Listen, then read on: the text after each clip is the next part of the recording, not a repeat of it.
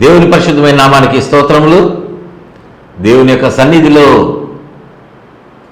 ఈ మాటలు వినడానికి, కర్మేలగ్ని అనేటువంటి మా ఈ కార్యక్రమాన్ని వీక్షించడానికి, ఆత్మీయంగా మీ జీవితాలను బలపరచుకోవడానికి దేవుని సన్నిధిలో ఏకీభవించిన మీ అందరూ కూడా ప్రియ దేవుని బిడ్డలారా, ప్రభునామమున ప్రత్యేకంగా వందనాలు తెలియజేస్తూ మిమ్మల్ని అందరినీ ఆహ్వానిస్తూ ఉన్నాం.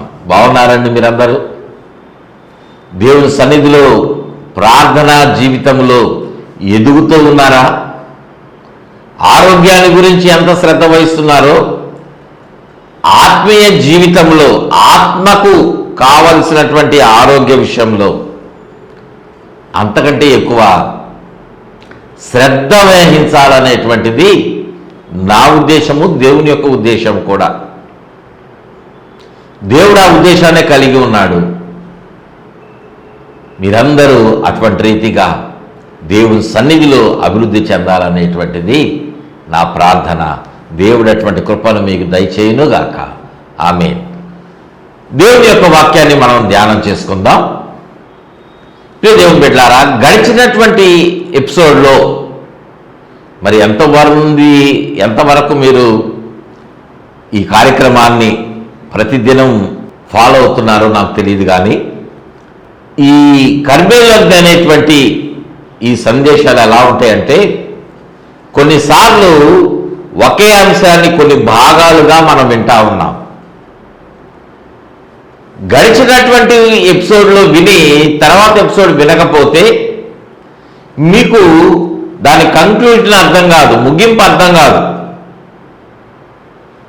దయచేసి మీరు రెగ్యులర్గా ఫాలో అవ్వండి.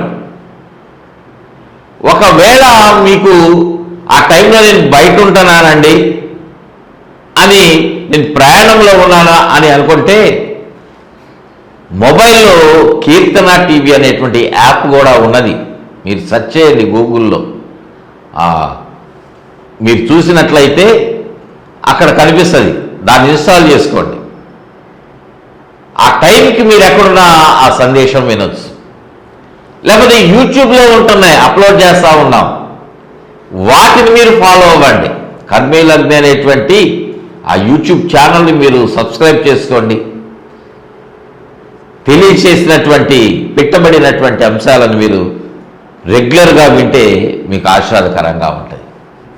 ఎందుకు ఈ మాట చెప్తున్నానంటే, జ్ఞానం కలిగినటువంటి వారు ఎలాగ ఉంటారు, వారి జీవితాలు ఎలా ఉంటాయి అనేటువంటిది మనము కొన్ని మాటలు మనం విన్నాం గడిచినటువంటి ఎపిసోడ్లో. నేటి దినాన మనము నేర్చుకునేటువంటి ఒక ప్రాముఖ్యమైన అంశం ఏంటంటే, జ్ఞానము లేనటువంటి వాళ్ళ పరిస్థితి ఏంటి, ఇది మనం నేర్చుకోబోతున్నాం. పరిశుద్ధాత్మ దేవుడు మనకు నేర్పించడానికి సిద్ధంగా ఉన్నాడు.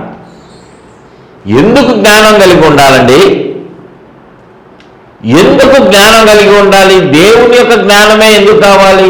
లోక జ్ఞానం అవసరం లేదా? లోక జ్ఞానం కావాలి. డబ్బులు సంపాదించుకోవాలంటే లోక జ్ఞానం ఉండాల్సిందే. కానీ అది ఈ లోకం వరకే నీ జీవితానికి ఉపయోగపడింది. ఈ లోకం వరకే. ఈ లోకంలో నువ్వు శాశ్వత కాలం ఉండలేవు కదా. నువ్వు శాశ్వత కాలం ఉండాలి అంటే కోటీశ్వరులు, కోటాను కోట్లు ఉన్నటువంటి వాళ్ళు గడిచినటువంటి కొన్ని సంవత్సరాల క్రితము 2019-20వ సంవత్సరంలో వచ్చినటువంటి కరోనా తెగుల విషయంలో ఎంతమంది చనిపోయారు లెక్క పెట్టగలమా? అఫీషియల్గానే కోట్లు అంటున్నారు, అన్అఫీషియల్గా లెక్క చూస్తే ఎంత ఉన్నదో లెక్క.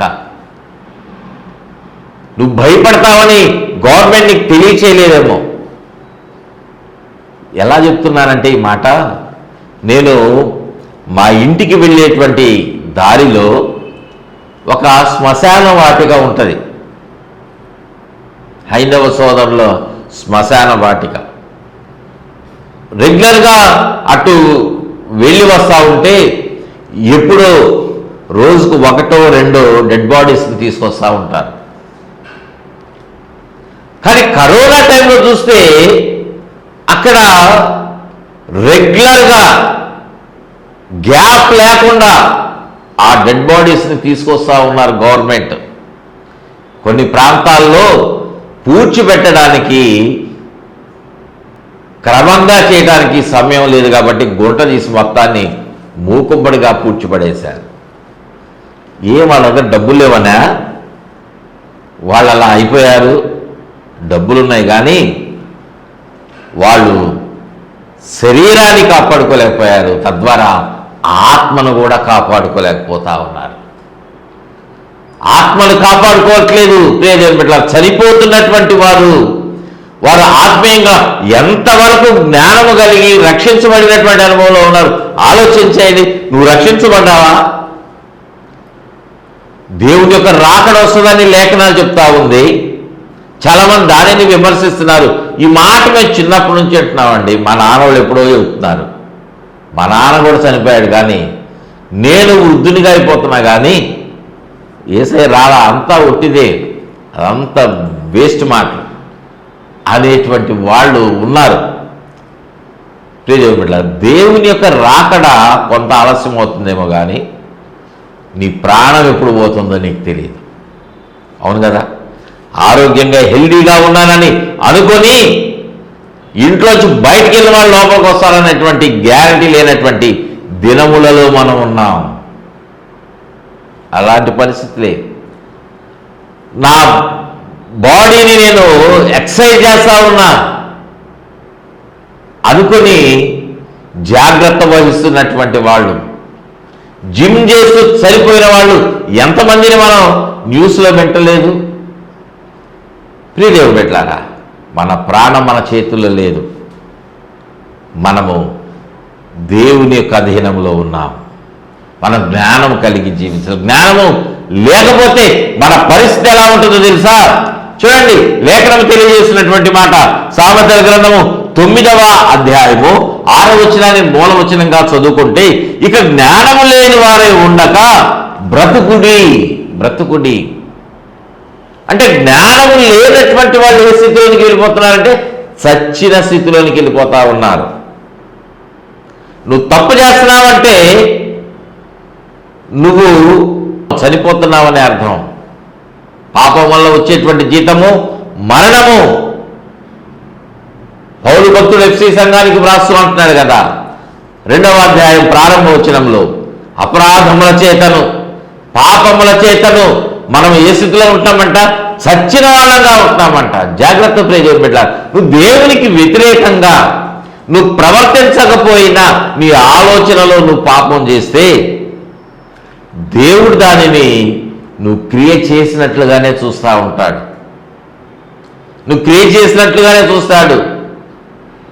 నువ్వు ఎవరిని చంపకపోయినా వాళ్ళ మీద కోపంతో నువ్వు మాట్లాడితే, కోపంగా నువ్వు ఉంటే వాళ్ళని హత్య చేసినట్లే. నువ్వు ఎవరిని మోహించకపోయినా, ఏ స్త్రీని మోహించకపోయినా మనసులో చెడ్డ ఆలోచనలు వస్తున్నాయంటే నువ్వు వ్యభిచారం చేస్తుందంటే దేవుడు చూస్తూ ఉన్నాడు. వీటన్నిటికీ పాపము వలన వచ్చేటువంటి జీతం మరణం కనుక నువ్వు మరణిస్తున్నావు. ఎన్నిసార్లు మరణిస్తున్నావు? ఎన్నిసార్లు చనిపోతా ఉన్నావు రోజుకి? నువ్వు లంచం తీసుకుంటున్నావంటే అది పాపమే. అబద్ధం ఆడుతున్నావంటే అది పాపమే. మోసం చేస్తున్నావంటే పాపమే. తల్లిదండ్రులను గౌరవించక ఎదిరిస్తున్నావంటే అది పాపమే. మత్తు పదార్థాలు తీసుకుంటావంటే పాపమే. ఎన్ని పాపాలు ఉన్నాయో. నువ్వు బహిరంగంగా ఏ పని చేయట్లేదంటే, తల్లిదండ్రులకు కనిపించేట్టుగా నువ్వు ప్రవర్తించడం లేదు, చాటుగా చేస్తావంటే అది పాపమే.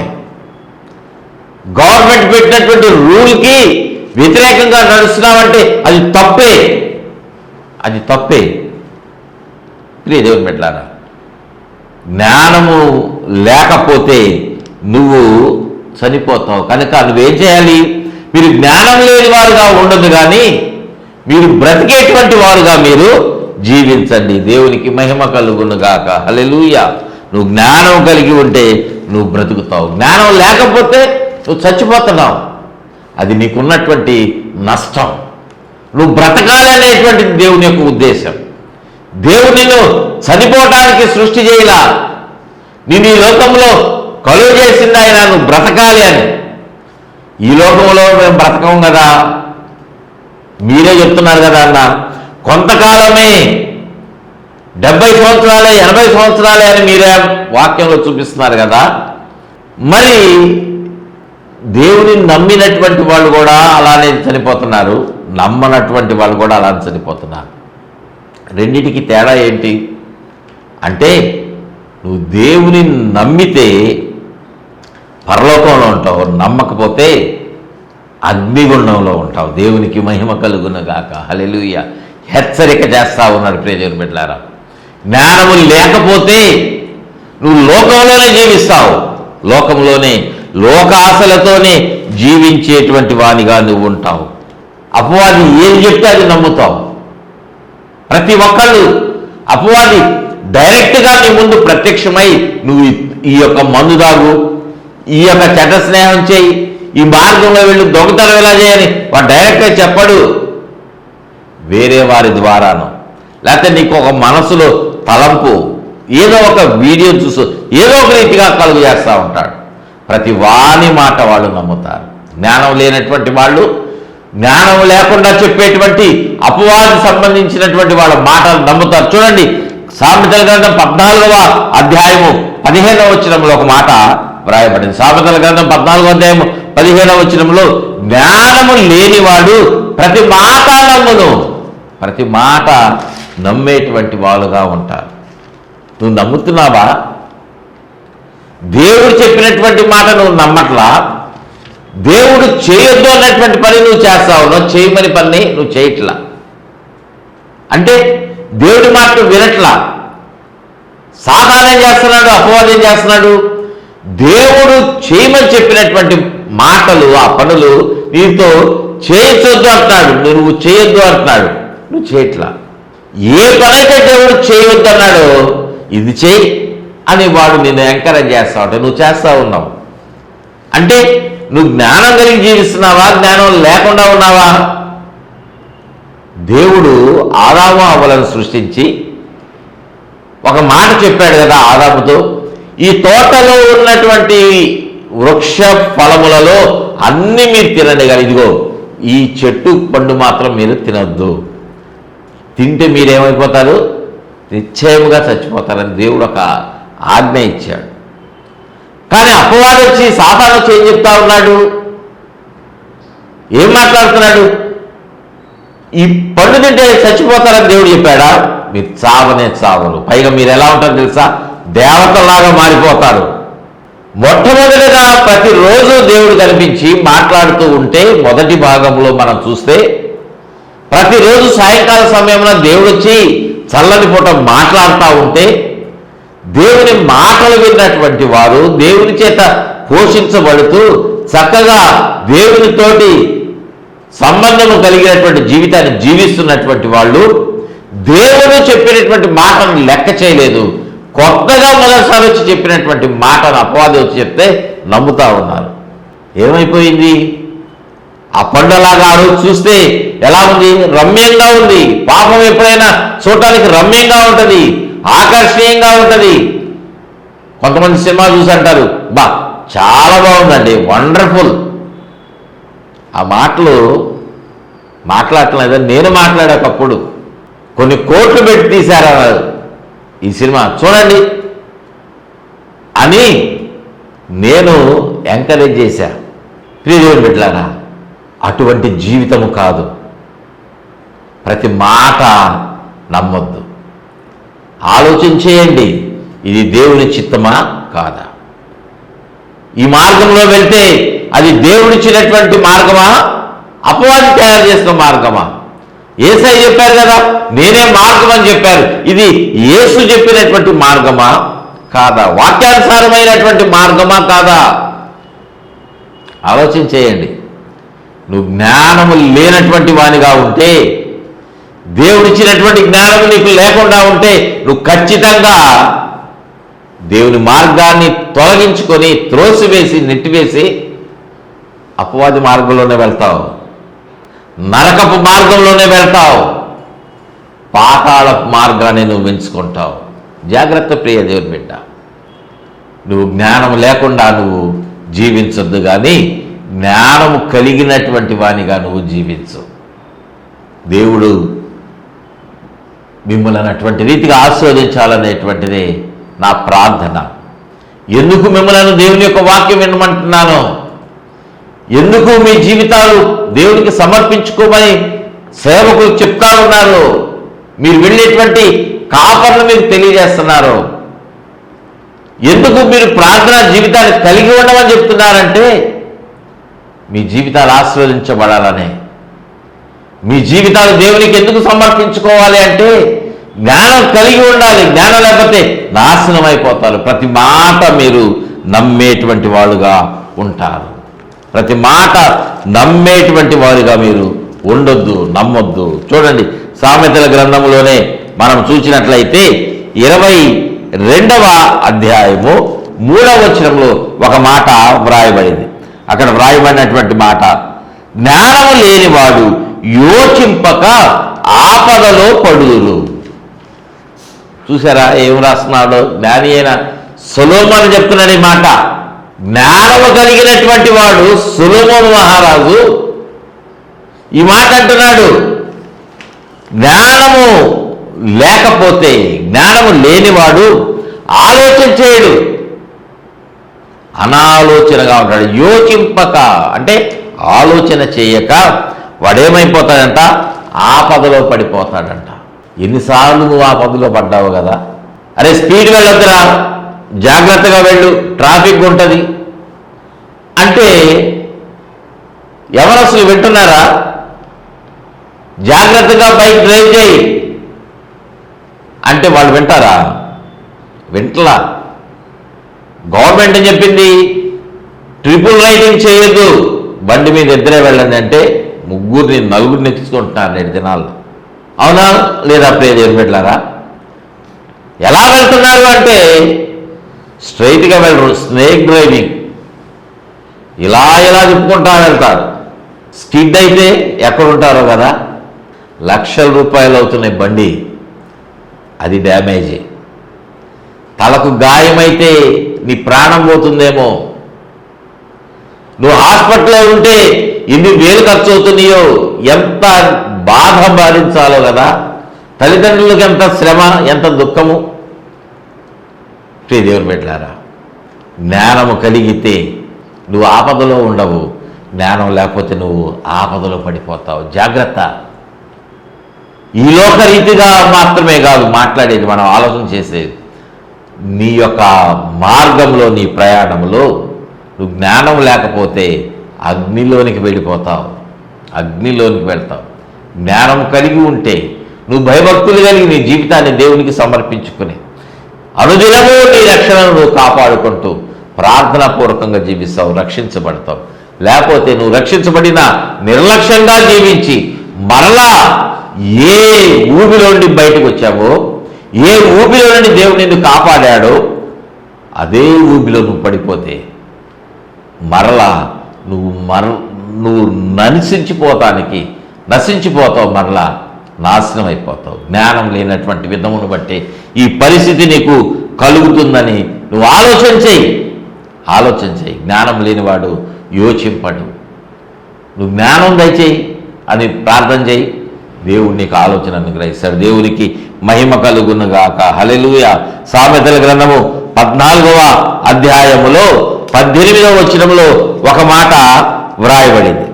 ఏమంటున్నాడు దేవుని యొక్క వాక్యం అంటే, జ్ఞానము లేని వానికి మూఢత్వమే స్వాస్థ్యము.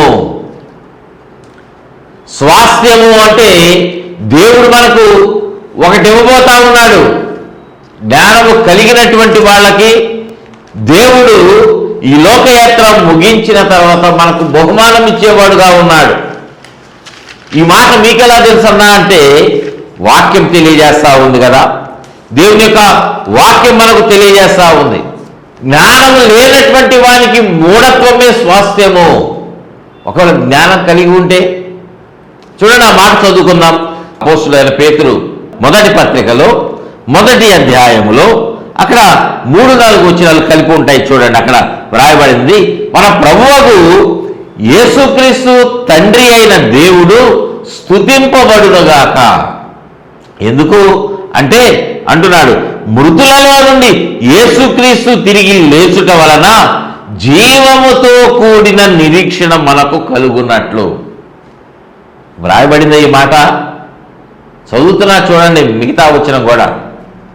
జీవముతో కూడిన నిరీక్షణ మనకు కలుగునట్లు అంటే దాని అర్థమేంటి?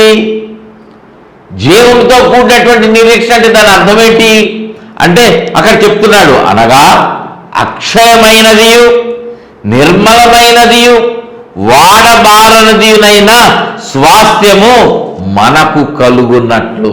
దేవునికి మహిమ కలుగునుగాక. హల్లెలూయా. దేవుడు మనకు అనుగ్రహించేటువంటి ఆ స్వాస్థ్యము ఎలాంటిదో తెలుసా? అది వాడబారదంట. ఈ లోకంలో నువ్వు ఒక వస్తువు కొన్నావనుకోండి, అది ఎలా ఉంటుంది? దానికి ఏమంటారంటే 1 సంవత్సరము గ్యారంటీ అండి అంటారు, 2 సంవత్సరాలు వారంటీ అండి అంటారు. గ్యారంటీ అంటే మీరు రీప్లేస్ చేసుకోవచ్చు అది పాడైపోతే. 3 నెలలు గ్యారంటీ అంటారు. 3 నెలల తర్వాత అయితే 1 సంవత్సరము 2 సంవత్సరాలు వారంటీ ఇస్తారు. మీరు దానికి సంబంధించినటువంటి రిపేరు ఫ్రీగా చేయించుకోవచ్చు, అది వారంటీ. దేవుడిచ్చినటువంటి గ్యారంటీ ఏంటంటే, దేవుడిచ్చేటువంటి ఆ స్వాస్థ్యము ఎలా ఉంటుందంటే అది వాడబారనిది. ఆ జీవంతో కూడినటువంటి ఆ నిరీక్షణ, ఆ స్వాస్థ్యం అనేటువంటిది ఎలా ఉంటుందంటే జీవము కలిగినటువంటిది. ప్రియదేవుని బిడ్డలారా, జీవము కలిగినటువంటిది అంటే మృతమైనటువంటిది కాదు, చనిపోయేటువంటిది, పాడయ్యేటువంటిది కాదు. నువ్వు దానిని కోల్పోతా ఉన్నావు జ్ఞానం లేకపోతే. ఆ స్వాస్థ్యము ఎలా ఉన్నదంటే అక్షయమైనది, క్షయమైపోయేటువంటిది కాదు. ఈ లోకంలో ఏది కొన్నా కొంతకాలమే. 24 క్యారెట్స్ గోల్డ్ నువ్వు 10 గ్రాములు నువ్వు కొన్నావంటే ఒక 10 సంవత్సరాలు 20 సంవత్సరాలు వాడితే నువ్వు వెయిట్ చేయిస్తే, తూకం వేయిస్తే 10 గ్రాములు ఉంటుందా? ఉండదు కదా. కొంత అరిగిపోతుంది. 1 గ్రాము పోయింది అంటే నశించిపోయింది. నువ్వు ఎవరికి ఇవ్వలా, నీ దగ్గరే ఉంది, నీ మెడలోనే ఉంది, కానీ నశించిపోతావన్నది. నువ్వు కొనుక్కున్నటువంటి, కట్టించినటువంటి ఆ యొక్క ఇల్లు 3 కోట్లు అయిందనుకోండి, కానీ అది ఏమైపోయింది? నశించిపోయింది. అగ్ని ప్రమాదం జరిగితే 6 కోట్లు పెట్టి కట్టించినటువంటి ఇల్లైనా సరే అది నాశనం అయిపోయింది. అక్షయమైనటువంటిదే, అది కాదు క్షయమైపోయేటువంటిది. దేవుడిచ్చేటువంటిది మాత్రమే అక్షయమయ్యేటువంటిది. దేవుడిచ్చేటువంటి స్వాస్థ్యము అక్షయమైనటువంటిది, నిర్మలమైనటువంటిది, వాడబారనిది. దేవునికి మహిమ కలుగునుగాక. హల్లెలూయా. నువ్వు జ్ఞానం లేనటువంటి విధంగా ఉంటే నువ్వు పొందుకునేటువంటి స్వాస్థ్యము అది నిత్యము నిలిచేటువంటిది కాదు, మూఢత్వమే. మరొక మాట మనం చూసినట్లయితే సామెతల గ్రంథంలో 1వ అధ్యాయంలో 2వ వచనంలో ఒక మాట తెలియజేస్తా ఉన్నాడు. ఇట్లనగా జ్ఞానము లేని వారలారా మీరెన్నాళ్ళు జ్ఞానము లేని వారుగా ఉండగోరతారు. ఒక హెచ్చరికతో కూడిన పిలుపు ఇక్కడ దేవుడిస్తా ఉన్నాడు. నువ్వు జ్ఞానం లేకపోతే ఎంతకాలం జ్ఞానం లేని వాడిగా ఉంటావు? రా, దేవుని దగ్గరికి రా. నువ్వు జ్ఞానం కలిగి జీవించు.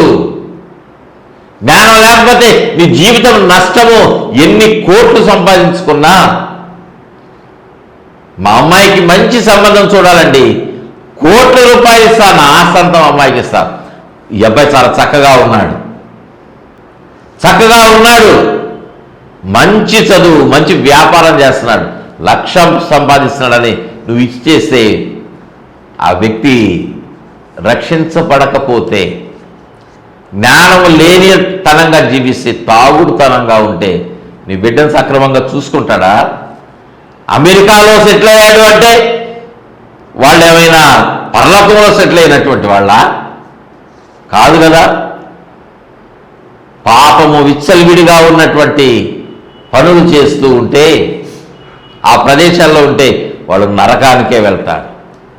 ప్రియ దేవుని బిడ్డలారా, ఈ మధ్య నేను ఒక రక్షించబడినటువంటి ఒక యవ్వనస్తురాలను ఒక మాట అడిగాను. ప్రార్థన చేసుకుంటున్నావా అంటే చేస్తున్నాను అంకులంది. ఎంత సమయం చేస్తున్నావు అంటే రోజుకు 5 నిమిషాలు చేస్తున్నాను. ప్రియ దేవుని బిడ్డలారా, ఎంత విచారం. రక్షించబడటం అంటే బాప్తిజం తీసుకుంది అంతే. పాప క్షమాపణ పొందుకుందో లేదో ఆ బిడ్డకే తెలియాలి. ప్రియ దేవుని బిడ్డలారా, పాప క్షమాపణ పొందుకుంటే పాత జీవితాన్ని, అది రోత జీవితమని విడిచిపెట్టాలి.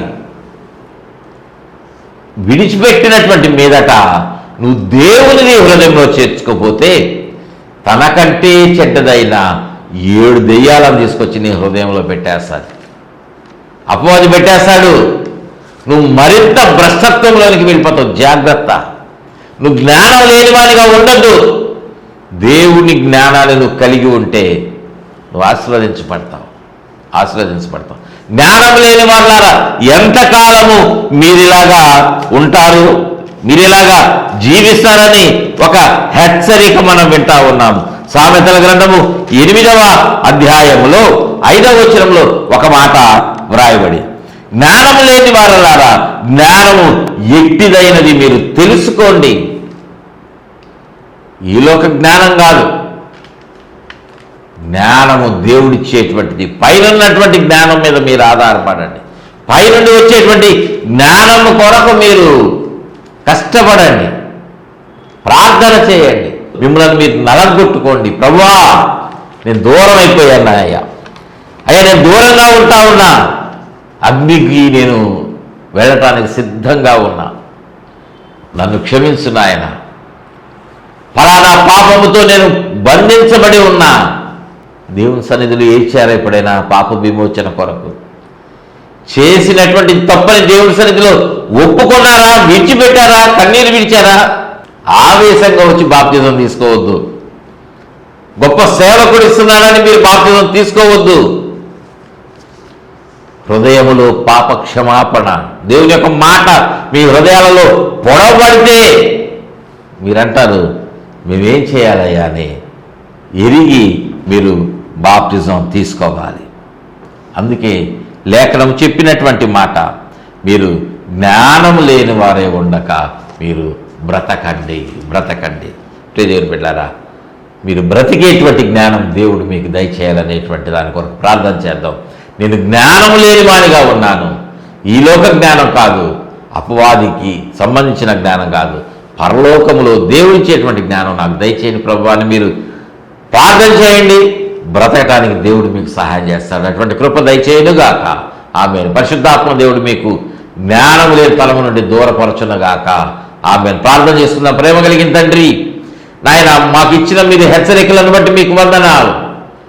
మా కన్నులు మీరు తెరవజేసినందుకు మీకు వందనాలు. యవ్వన ప్రాయంలో ఉన్నవారు మా తండ్రి నాయన విచ్చలవిడి జీవితాన్ని జీవిస్తున్నటువంటి వారు, మా తండ్రి కుటుంబములుగా ఏర్పడినటువంటి వారు, మీ ఎందుకు భయభక్తులు లేకుండా జీవిస్తే జ్ఞానం లేని కాలంతో ఉంటే ఎంత నష్టమో మీ లేఖనాల్లో మాకు తెలియజేశారు. కొన్నింటిని ఇంకా ఎన్నో మాటలు వ్రాయబడ్డాయి. మేము బ్రతకాలంటే మీ మాటల్లో మేము వినాలి.